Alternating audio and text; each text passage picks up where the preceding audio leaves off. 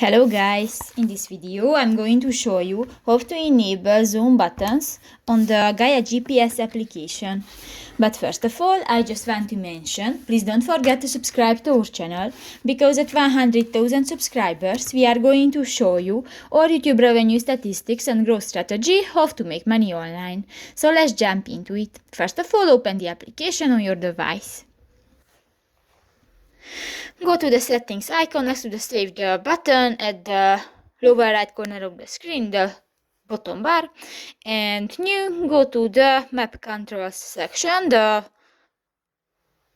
fourth option, and go to the zoom buttons under the zoom label option. And if you want to enable this function, just click to the next white circle, and if it will be green, this function will be enabled and displayed on your screen.